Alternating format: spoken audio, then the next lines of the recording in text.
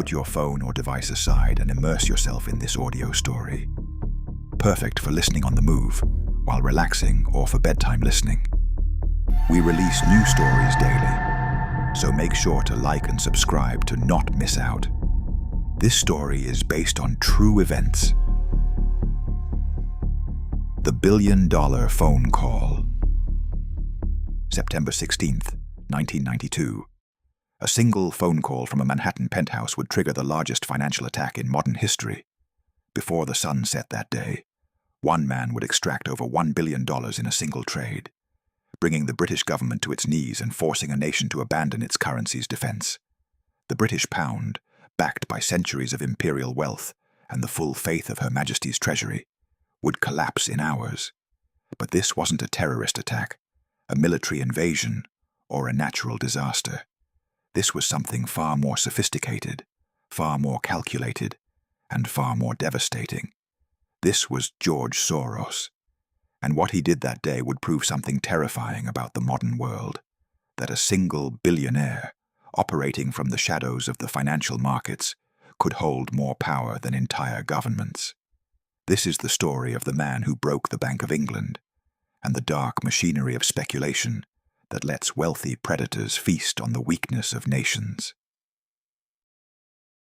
George Soros didn't start as a financial titan. He started as a survivor. Born in Budapest in 1930, young György Schwartz grew up in a world collapsing into darkness. By age 13, Nazi forces occupied Hungary, and his family faced extermination simply for being Jewish. His father, Tivadar, was a lawyer who had survived a Russian prison camp during World War I, and he knew what was coming. He made a decision that would shape George's understanding of survival forever. He purchased forged identity documents for the entire family. They became Christian. They disappeared into false identities. Young George even lived with a Hungarian government official who was tasked with confiscating property from deported Jews. He survived by becoming invisible, by adapting, by understanding that the rules of society could be bent, broken, or rewritten entirely if you understood the game being played.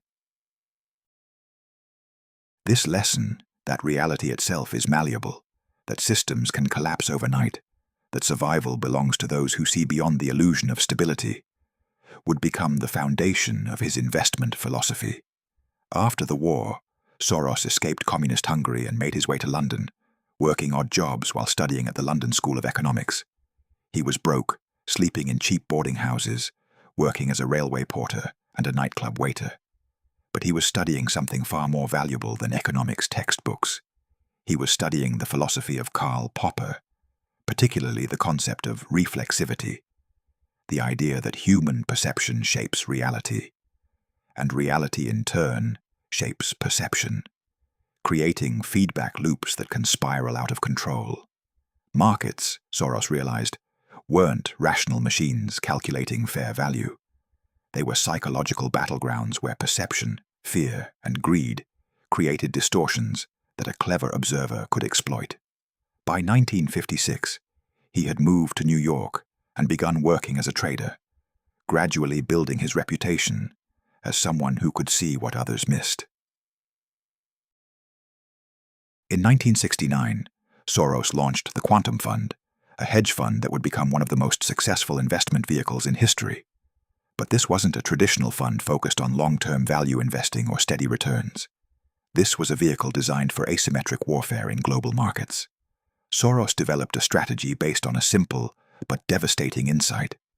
Governments lie about the strength of their economies, and when those lies become unsustainable, the collapse creates massive profit opportunities for those positioned to benefit from the chaos. His approach was to identify structural weaknesses in financial systems, overvalued currencies, unsustainable debt, political contradictions, and then place massive leveraged bets that those systems would fail. He wasn't investing in companies or innovation. He was betting against nations. And by the early 1990s, he had identified the perfect target: the British pound. The stage was set by a political fantasy called the exchange rate mechanism, part of Europe's dream of a unified currency system.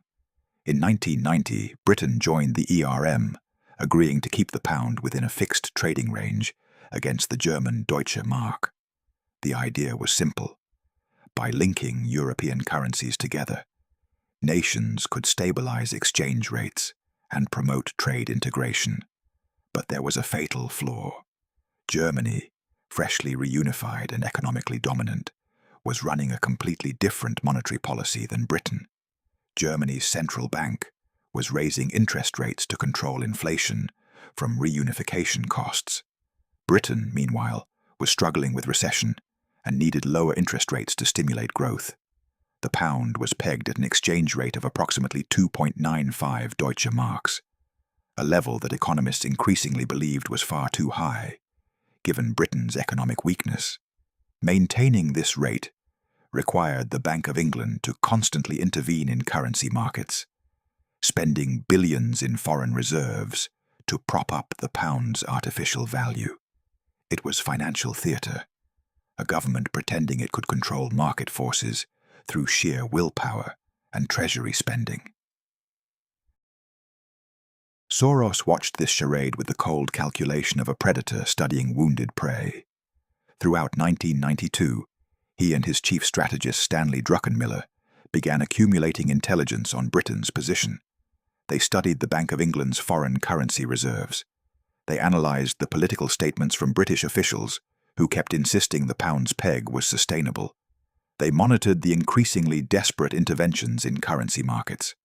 And they reached a devastating conclusion. The British government was bluffing, and they didn't have nearly enough ammunition to defend their position if a serious attack came. The math was brutal. The Bank of England had perhaps £15 billion in reserves to defend the currency. But daily trading volume in currency markets ran to hundreds of billions. If enough traders bet against the pound simultaneously, no amount of government intervention could stop the collapse. Soros didn't just see a trade opportunity. He saw a historical moment where private capital could overwhelm sovereign power. But here's where the story takes its first dark turn into the machinery of what actually happened, and why it reveals something terrifying about the architecture of modern wealth. Soros wasn't simply betting his own money against Britain. He was using leverage, borrowed money, to multiply his position to approximately $10 billion of short exposure on sterling. This is the dark secret of hedge fund warfare. You don't need $10 billion to make a $10 billion bet. You need perhaps $1 billion in capital and the willingness to borrow the rest using complex derivative instruments that let you control massive positions with relatively small amounts of actual cash. It's financial alchemy, turning $1 into 10 through leverage, creating phantom money that exists only as contractual obligations and market positions. And this leverage creates a terrifying dynamic. If you're wrong, you can lose everything and more, drowning in debt as your lenders demand repayment. But if you're right, you don't just profit from market movements. You actively cause them because your massive positions force other traders to react, creating cascading effects that turn small advantages into tsunamis of wealth transfer. Soros was weaponizing leverage, and his target was the entire British monetary system. September 1992 arrived with gathering storm clouds over European currency markets. On September 13th, Italy was forced to devalue the lira after market pressure overwhelmed their defenses. This sent a signal that the ERM system was vulnerable, that political commitments meant nothing when confronted with economic reality. Traders around the world began circling the British pound like sharks detecting blood in the water. But Soros was the great white, the largest, most aggressive predator in these waters. On Tuesday, September 15th, he gave the order to his trading desk: go all in. The Quantum Fund began massively shorting the pound, betting billions that its value would collapse. They weren't alone anymore. Other hedge funds, sensing opportunity, joined the attack. Currency traders at major banks began selling pounds, either for their own accounts or on behalf of clients who saw the writing on the wall. What started as Soros's calculated assault became a feeding frenzy, with every major player in global finance simultaneously betting against Britain. Wednesday, September 16th, 1992. The day that would become known as Black Wednesday. The British government woke to a financial Pearl Harbor. From the opening of currency markets, sell orders for pounds overwhelmed the system. The Bank of England, committed to defending the 2.95 Deutsche Mark peg, began buying pounds with its foreign currency reserves, trying to absorb the selling pressure. But it was like trying to hold back an avalanche with your bare hands. For every £1 billion the bank bought to support the price, 2 billion more in sell orders appeared. Prime Minister John Major convened an emergency cabinet meeting. Chancellor of the Exchequer Norman Lamont was on the phone constantly with the Bank of England, receiving increasingly desperate updates. At 10:30 a.m., the government announced an emergency interest rate increase from 10% to 12%, hoping to make holding pounds more attractive and stem the selling. The markets barely blinked. The selling continued. By early afternoon, the situation had become surreal. Government officials announced another rate hike, this time to 15%, an astronomical level that would have devastated the British economy if actually implemented. But everyone knew it was theatre. A bluff designed to scare speculators. Soros, sitting in his New York office watching the screens, didn't flinch. He understood something that governments hate to admit.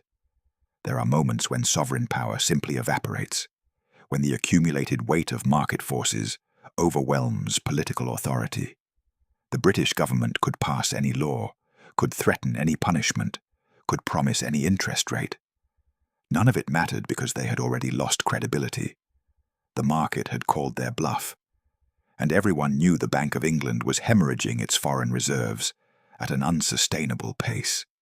By 7 p.m. British time, after spending over £15 billion trying to defend the currency, the government capitulated. Chancellor Lamont appeared before television cameras and announced that Britain was withdrawing from the exchange rate mechanism. The pound would float freely, no longer pegged to the Deutsche Mark. Translation: they had been defeated. The pound immediately crashed, falling 15% against the Deutsche Mark and 25% against the dollar in the following weeks. For ordinary British citizens, this meant painful inflation as imported goods became more expensive overnight. For the government, it meant humiliation, the spectacle of a major world power being brought to its knees by currency traders. But for George Soros, it meant something else entirely. The single most profitable trade in the history of finance. His quantum fund's short position on the pound generated over $1 billion in profit in a single day. Other positions in British stocks and German marks added hundreds of millions more. When the dust settled, Soros had personally made over $1 billion from Britain's crisis, while his fund's total profits exceeded $2 billion. He hadn't created anything. He hadn't built a company or invented a product. He had simply recognized that a government was living a lie, positioned himself to profit when that lie collapsed, and then watched as reality did the rest. But here's the second, even darker revelation that most people never understand about what Soros accomplished, and why it exposes something deeply unsettling about the distribution of power in modern capitalism. The mainstream narrative presents Soros as a brilliant investor who simply recognized market inefficiencies. The British government, this story goes, had pegged the pound at an unsustainable level, and Soros merely bet on the inevitable correction. But this version sanitizes what actually occurred. Soros didn't just predict the pound's collapse. His actions helped cause it. When you short a currency with $10 billion in leveraged positions, you're not a passive observer making forecasts. You're an active participant, creating the very crisis you're betting on. Your massive selling pressure forces the price down. Other traders see your positions and join the attack, creating momentum. The government is forced to drain its reserves, trying to counteract your influence. You become the catalyst for the collapse, then profit enormously from the destruction you helped engineer. This is the dark secret of predatory speculation. At sufficient scale, betting against something and destroying that thing become indistinguishable acts. The implications are chilling. What Soros proved on Black Wednesday was that private capital, when concentrated enough and deployed strategically, could override the economic policy of major nations. Elected governments, central banks, centuries of institutional authority. All of it meant nothing when confronted by a billionaire with the right strategy and enough leverage. This wasn't capitalism in the traditional sense of creating value through innovation and competition. This was something closer to financial warfare, where wealth itself became a weapon capable of destabilizing societies. And the reward system was perverse. The more damage you could inflict on national economies, the more money you could extract for yourself. Soros had discovered that catastrophe was the most profitable business model in finance. In the months following Black Wednesday, he would refine this approach, attacking currency after currency across Europe and Asia. In 1997, his fund participated in the Asian financial crisis, betting against the Thai baht, Malaysian ringgit, and other Asian currencies. The Malaysian Prime Minister Mahathir Mohamad called Soros a moron and accused him of deliberately destroying Asian economies for profit. Soros responded by saying he was simply doing his job as an investor, playing by the rules of the game. And here's the truly disturbing part. He was right. Everything Soros did was legal. Everything was within the rules of modern financial markets. He hadn't bribed officials or stolen state secrets or committed fraud. He had simply recognized that the architecture of global capitalism allows those with sufficient capital to profit from the suffering of nations, and that there was no mechanism to stop them. The system itself was designed to reward this behavior, to make billionaires out of those clever enough to engineer disasters. Soros became a hero to some, the investor who exposed government incompetence and forced necessary economic corrections.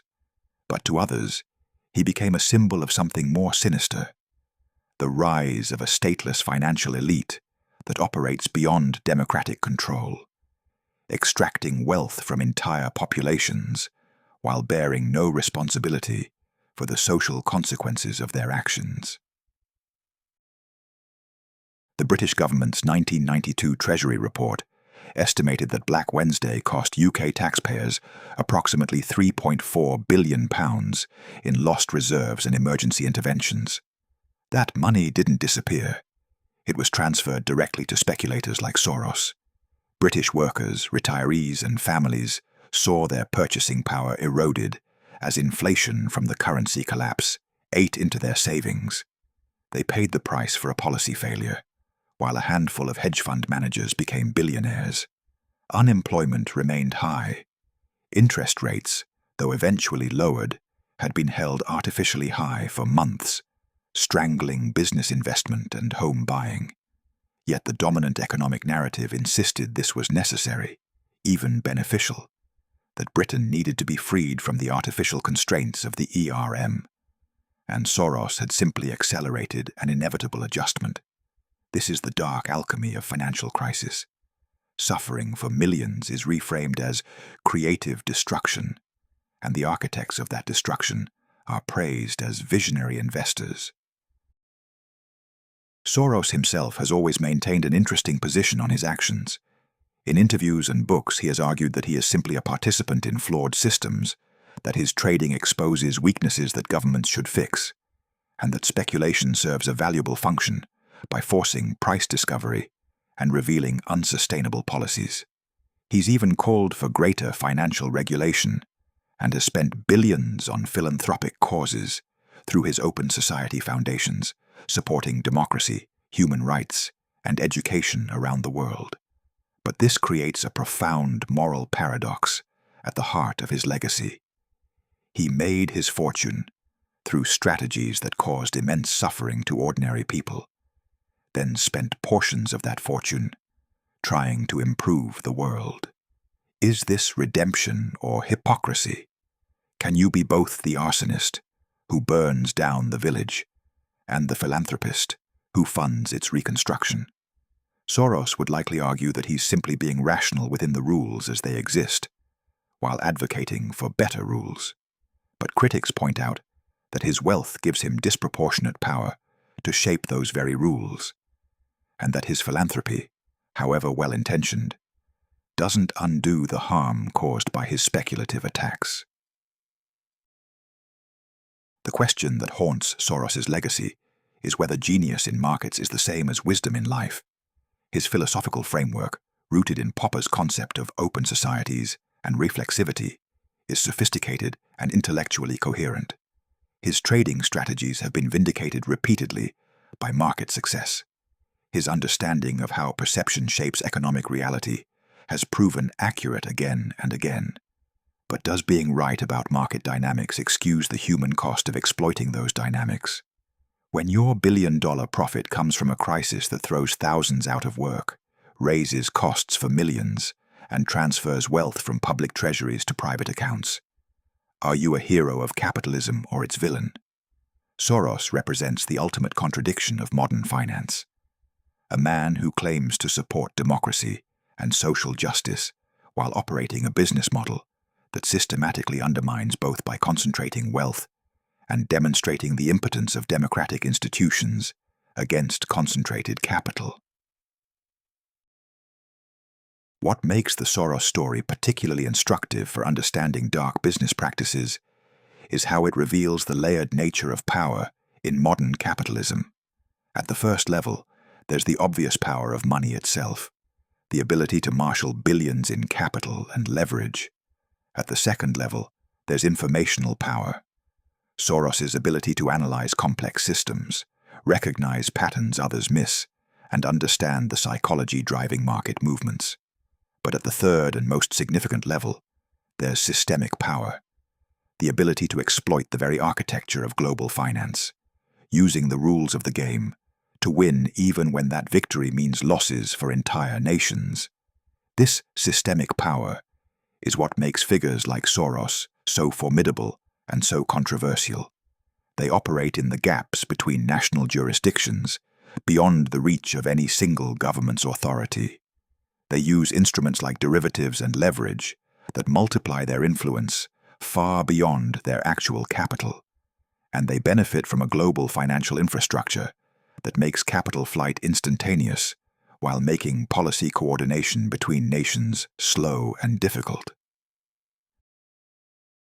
The lesson here for anyone studying business power and wealth accumulation is uncomfortable but essential. The highest returns don't come from building better products or serving customers more effectively. They come from understanding and exploiting structural weaknesses in economic systems, positioning yourself to profit from inevitable corrections, and having the capital scale and emotional discipline to execute when opportunity presents itself. Soros didn't get rich slowly by compound returns on productive investments. He identified moments of maximum leverage when $1 billion in the right place at the right time could extract tens of billions from system-wide dislocations. This is the dark side of financial genius. It's most valuable precisely when it can be weaponized against stability itself.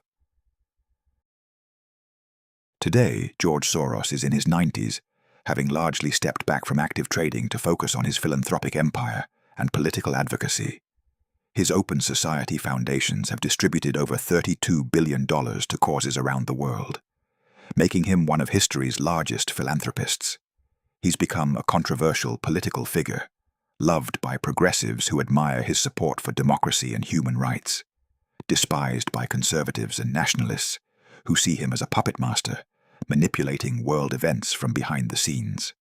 Conspiracy theories swirl around him, some ridiculous, but all rooted in the kernel of truth, that Soros really does possess extraordinary power and has demonstrated the ability to influence major events through strategic deployment of capital.